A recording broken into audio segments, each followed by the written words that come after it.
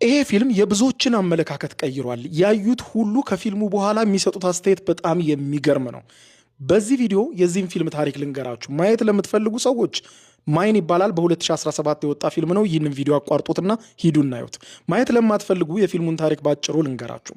ማይክ እና ቶም የሚባሉ እነዚህ ሁለት የአሜሪካ ወታደሮች ምዕራብ አፍሪካ ውስጥ ወዳለው አንድ ቦታ ለአንድ ሚሽን ይላካሉ። ሚሽኑም የአንድ አሸባሪ ቡድን መሪ መግደል ነበረ። ነገር ግን ቦታው ላይ ሲደርሱ ያሰቡት እንዳላሰቡት ሆነው የታጣቂ ቡድኑ አባላት ያዩዋቸውና ወደ እነሱ ተኩስ ይከፍትባቸዋል። ከዚያም ተኩስ ለማምለጥ ሁለቱም ወታደሮች ይሮጡና ወደ በረሃ ውስጥ ይገባሉ። በበረሃ ውስጥ እየሄዱ እያለ ታዲያ ድንገት መሬት ላይ የወደቀ አንድ ሳይን ያገኛሉ። ያ ሳይንም አካባቢው አደገኛ እንደሆነ ወይም ደግሞ አካባቢው ከዚህ ቀደም ጦርነት ተካሂዶበት የነበረ ስለነበረ በአካባቢው ላይ ብዙ የተቀበሩ ፈንጂዎች እንዳሉና ቦታው ላይ አደገኛ ስለሆነ ቀስ ብላችሁ ተራመዱ ወይም ደግሞ ቢያቴንሽን የሚል መልእክት ነበር የያዘው። ጓደኛው ወታደር ማይክ በጣም ይጨነቅና በጣም ጥንቃቄ ማድረግ አለብን ይለዋል ለጓደኛው። ጓደኛው ቶሚ ግን ይህንን መልእክት ችላ በማለት በዘፈቀደ ይራመዳል። ምን ይለዋል? የአካባቢው ነዋሪዎች ራሳቸውን ከወታደሮች ጥቃት ለመከላከል ሲሉ ሆን ብለው የፈጠሩት የውሸት መልእክት ነው፣ እኛን ለማስፈራራት ነው፣ ዘና በል ይለዋል። ማይክ ግን በጣም ተጨነቀ። ከዛ በኋላ እያንዳንዱ እርምጃው ያስጨንቀው ጀመር። በዚህ ጊዜ ጓደኛው ዘና በል ብሎ እንደምታዩት እዚህ ላይ ወደኋላ ጭምር እየደነሰ እየተራመደ ያሳየዋል። በዚህ ጊዜ ግን አንድ አስደንጋጭ ነገር ይከሰታል። ተቀብሮ የነበረ ፈንጂ ይረግጣል። ማን? ቶም።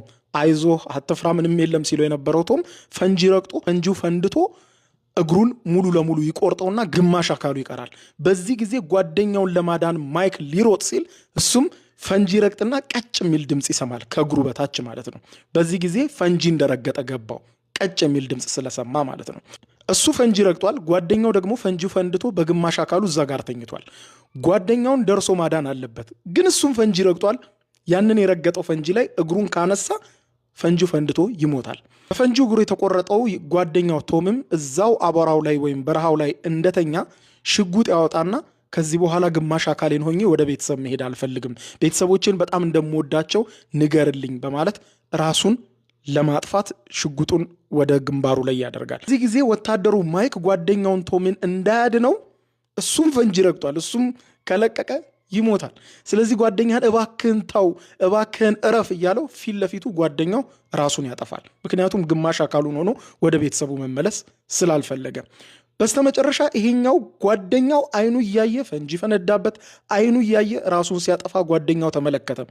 እስካሁንም አልተነቃነቀም። ረገጥኩት ነገር በእርግጥ ፈንጂ ነው ወይ በማለት ቢላ ከኪሱ ያወጣና ቀስ ብሎ በጎን በኩል ያስገባል። ብዙ ጊዜ ፈንጂ እንደረገጡ ወታደሮች የሚያረጋግጡት በጎን በኩል ስለት ነገር ሻጥ ያደርጉና ምን እንደረገጡ ያሉ። በዚህ ጊዜ አንድ ብረታማ ነገር ይነካና ፈንጂ መርገጡን ያረጋግጣል ማለት ነው። በዚያ ቦታ ላይ በፍርሃት ተሸብቦ እርዳታ ይጠይቃል። ለእርዳታ መምጣት የሚችሉት የአሜሪካ ሬስኪው ቲሞች በቦታው ላይ መድረስ የሚችሉት ከ52 ሰዓታት በኋላ ነው። ያ ማለት እንግዲህ 2 ቀን ከምናምን ማለት ነው። በቦታው ላይ እዛው ፈንጂ እንደረገጠ መቆየት ያለበት። በኋላ በከፍተኛ ጥም ያልፋል፣ በከፍተኛ አቧራ፣ ሌሊት ብርዱ፣ እንደገና የሌሊት እንስሳት ይመጡበታል። በፊት ህይወቱ ትዝ ይለዋል። አባቱ በጣም ፈሪ ነህ እያለ የሚነግረው ነገር፣ በልጅነቱ ያደረጋቸው ነገሮች ሁሉ ሲመላለሱበት እናያለን። ፊልሙ መካከል ላይ የሚመጣ አንድ የአካባቢው ነዋሪ ሰው አለ። ይመጣና ምን ሆነ ነው የቆምከው ይለዋል። አይ ፈንጂ ረግጫለሁ፣ እግሬን ካነሳው ይፈነዳል ይለዋል። በአካንታ አይምሮ ውስጥ ያለው ነገር ነው የሚፈነዳው፣ ራስን ነው እያስጨነቅ ያለው፣ ምንም ነገር የለም ይለውና ይሄዳል። ይሄ ወታደር ለ2 ቀን